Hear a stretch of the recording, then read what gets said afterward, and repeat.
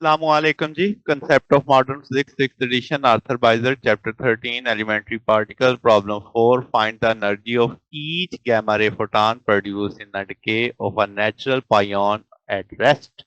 What must be the energy be the same? अब जनाब हमारे पास पाइऑन को डिके कराया जा रहा है, दो गामा रे फोटॉन आ रहे हैं हमारे पास। अब वो कहता है न्यूट्रल पाइऑन जो है वो एट रेस्ट पे है, तो मोमेंटम तो इनिशियली जीरो हो गया, टोटल एनर्जी उसकी रेस्ट मास एनर्जी हो गई। तो हम कहेंगे एमसी स्क्वायर, तो टोटल एनर्जी जो इनिशियल पाइऑन की होगी वो सम होगी energy of the two photons. तो हम कह देंगे पाइऑन की एनर्जी क्या, किसमें जनाब आपके पास गैमा वन फोटॉन की गैमा टू की, चूंकि दोनों आइडेंटिकल वो कह रहा है तो दोनों को बराबर रख के टू कर देंगे। यहाँ से गैमा की एनर्जी निकाली जा सकती है M pion C square by two. अब हम जानते हैं कि भाई पायोन का रेस्ट मास होता है 135 मेगा इलेक्ट्रॉन वोल्ट ओवर सी स्क्वायर से कट जाएगा, ये 67.5 मेगा इलेक्ट्रॉन वोल्ट पर सी आ जाएगा। सॉरी, सिर्फ मेगा इलेक्ट्रॉन वोल्ट आएगा यहाँ पे।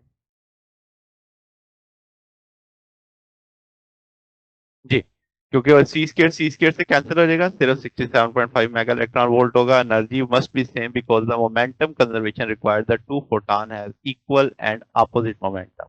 Since photon has the E is equal to PC, तो आपके पास इक्वल मोमेंटम अप्लाई करता है इक्वल एनर्जी, तो ये उसका जवाब भी मिल गया हमें।